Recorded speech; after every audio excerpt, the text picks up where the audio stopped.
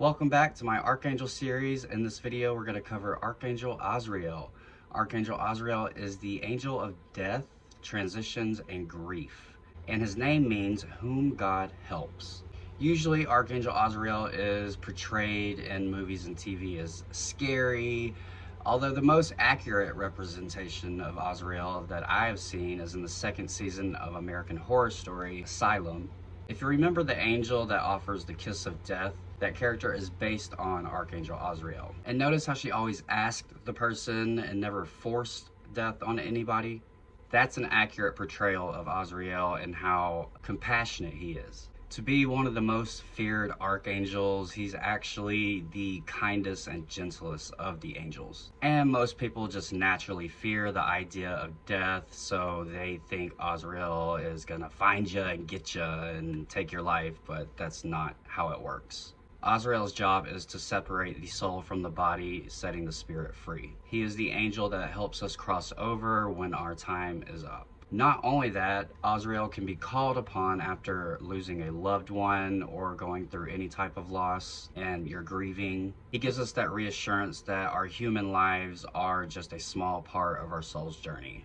So he's a great angel for grieving periods. And not just losing a person to death, any type of difficult loss. He also helps simplify difficult transitions that we need to go through in life. For a long time, I associated Azrael with the sign of Scorpio, obviously because Scorpio is the sign of death. But this new age system once again has proved me wrong. He is actually associated with Capricorn. And I read somewhere it's because that Capricorn is the sign that would be least afraid of death.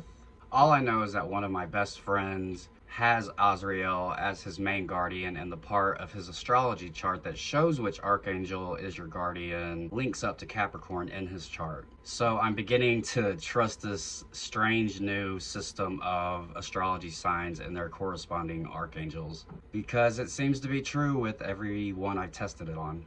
By the way, I learned this natal chart secret from somebody else, so I don't think it would be fair to reveal what in a natal chart shows who your guardian archangel is. So I wouldn't feel right talking about how that works. So Azrael reminds us that rather human beings having a spiritual experience, we are actually spiritual beings having a human experience.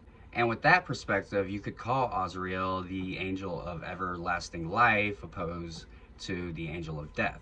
It definitely has a less fearful ring to it.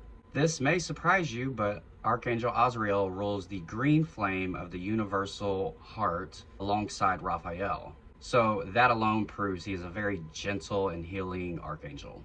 Crystals that can help you when you're calling in Archangel Azrael are Apache tear, which are just small balls of obsidian, smoky quartz, malachite, and one you probably never heard of is called Quantum Quattro. It's a super rare crystal, but it's the best crystal for emotional liberation, which is what Azrael encourages. Oil blends to use, cilantro and wintergreen for detoxing and surrendering to heavy emotions. You can add cypress to that because cypress is an oil associated with allowing ourselves to grieve.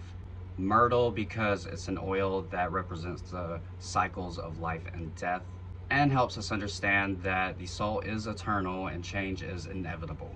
If you're considering calling in Archangel Azrael, here is a motivational message from him to you. You are at a major point of transition. Release all that is falling away and release it with love. Remember that after death, rebirth always follows, for energy never dies, and neither does your spirit. I hope that helped you understand who Archangel Azrael is. I think we have a couple or a few more archangels left, so I'll see you in the next video.